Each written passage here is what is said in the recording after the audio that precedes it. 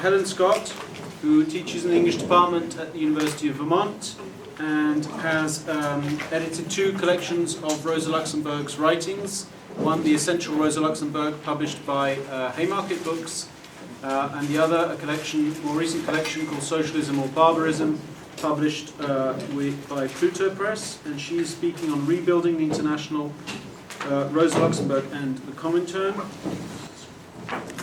Okay, so I'm obviously going to be talking in general terms about Luxemburg and the Comintern, as of course she was dead before the Congress that we're going to be talking about in this session. But I want to talk about Luxemburg's relationship with Lenin and the Bolsheviks prior to the Comintern.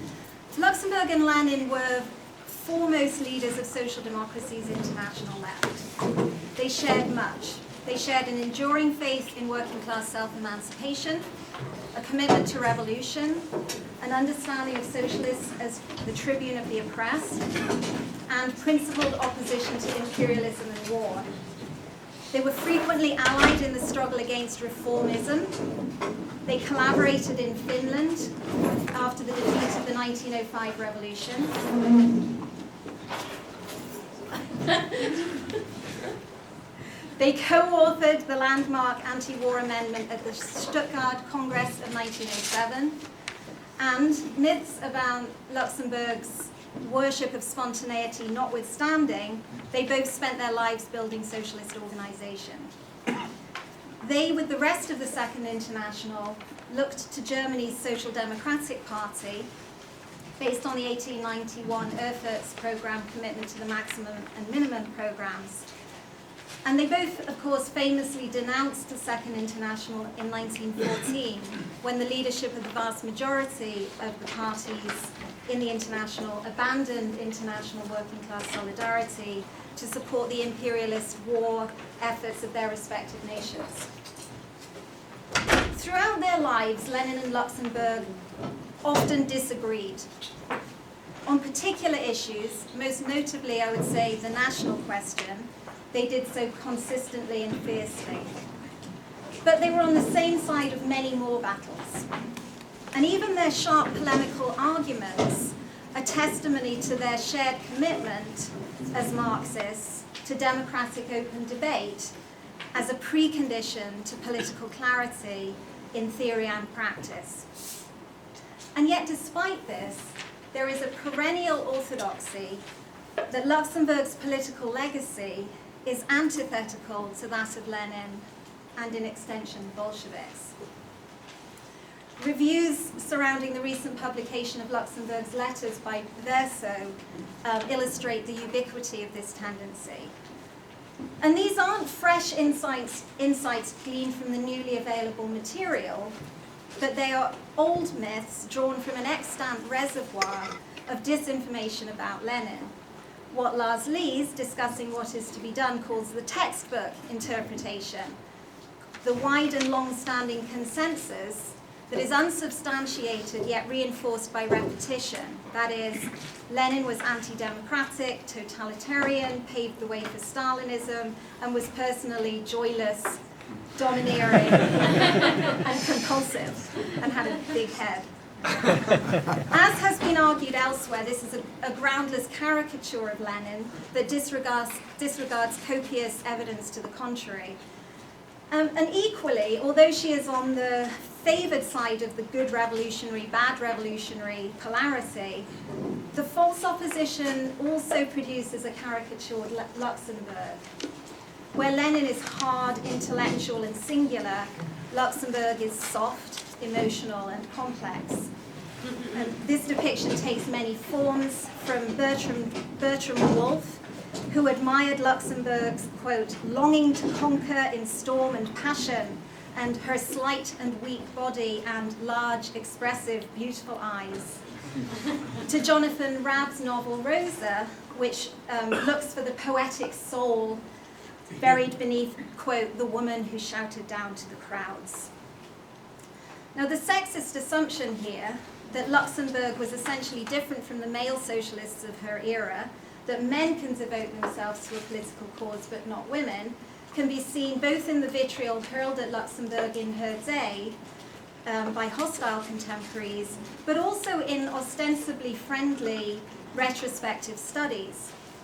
In a review of the letters for the London Review of Books, for example, Jacqueline Rose explicitly interrogates this formulaic division between Luxembourg's personal and political and private lives, and rejects the commonplace idea that her personal correspondence, quote, reveals the human being, the woman, behind the steely revolutionary. But she then goes on to define Luxembourg in terms of her dissimilarity to both her longtime partner, Leo Jogic, and to Lenin. Citing a letter in which Luxembourg forcibly challenged Jogic, she asks, how can we not see in this struggle a rehearsal or the grounds of her later critique of Leninism? End quote. Like Christopher Hitchens and other positive reviewers of the letters, Rose accepts and perpetuates this notion that Lenin and Luxembourg represent diametrically opposed traditions. And this myth carries over into discussion of her relationship to the Comintern. One of the papers at last year's Historical Materialism Conference in London, which was called Rosa Luxemburg's Attitude Towards the Founding of the Communist International, argued that although she appreciated their courage, Luxembourg saw the Bolsheviks as mistaken and, quote, she never would have accepted the Bolshevik Comintern policy even in the early years. Now, John Riddell's work on the early Comintern conference proceedings certainly challenges this narrative. In contrast to this image of an anti-democratic top-down body dominated by ultra-centralized Bolsheviks, his work finds that there were differences and divisions within the Bolsheviks, and that the representatives from elsewhere played a decisive role in proceedings. Of the 1922 Congress, he notes that, is it funny for me to be quoting the main proponents of United Front policy in Germany had all been comrades of Rosa Luxemburg in the wartime Spartacus League. And the records indicate that the concern of Luxemburg and the Spartacists to strengthen ties with the broad masses of workers remained a creative force within the Comintern. What I want to do in the rest of this presentation is to elaborate on this position from the perspective of Luxembourg. What I'm going to do is read Luxembourg's letters from the last year of her life to see what these letters suggest about her attitude to the Bolsheviks and the prospect of a new international at this time. And now Luxembourg's The Russian Revolution, which she began writing while she was still in prison but didn't finish, and it wasn't actually published until after her death in 1922, is typically cited by those who are eager to show her opposition to the Bolsheviks. And the Russian Revolution, while celebrating their achievements, does offer vigorous criticism, particularly of their agrarian policies, advocacy of national self-determination, and dissolution of the Constituent Assembly. She saw these as faults that were symptomatic of the daunting conditions facing a national revolution that had not internationalized, which only heightened the need to build socialism internationally. And the letters certainly throw more light on this position. In November 1917, she wrote to Clara Zetkin, "The events in Russia are of amazing grandeur and tragedy. Lenin and his people will not, of course, be able to win out against the insuperable tangle of chaos, but their attempt by itself stands as a deed of world historical significance and a genuine milestone." And then she goes on to add with her trademark biting humor, "Unlike the milestone that was always declared at the close of every dog-like, ordinary, crummy, lousy German SPD party congress by the lesser Paul Singer." Now, this sense that the revolution would not prevail, particularly given the calumny of the German Social Democrats, is echoed in a letter from the same month to Louise Kautsky. So this is November 1917 again. Louise Kautsky, who was her long-time friend, lifelong friend, and also wife of Karl Kautsky, who of course was a fierce critic of the Bolsheviks. She writes, "Are you happy about the Russians? Of course they won't be able to hold out in this witches' Sabbath. not because statistics show such backward economic development in Russia as your clever spouse has it all worked out, but because the social democracy in the highly developed West consists of miserable, cowardly dogs who, while looking on calmly, will let the Russians bleed to death. But a downfall like that is better than living on for the fatherland. It is a world historical deed, the traces of which will not have disappeared eons from now. I expect even more great things in the coming years, but I would like to admire the course of world history, not only through the bars on the cell window. Now, while this pessimism persisted, understandably, when she was in prison, news from Russia also gave Luxemburg new hope after a period where her continued incarceration constantly threatened to break her usually indomitable spirit. This can be seen in a letter to Sophie Liebknecht, another of Luxemburg's confidants and wife of her close comrade Karl, in which she addresses alarmist stories about Russia in the bourgeois press. She writes, "The revolution has cleared the air so much of the miasmas and stuffy atmosphere of reaction." Now, in the long months that follow, we only get occasional references to Russia, which of course bespeaks the close censorship of her correspondence.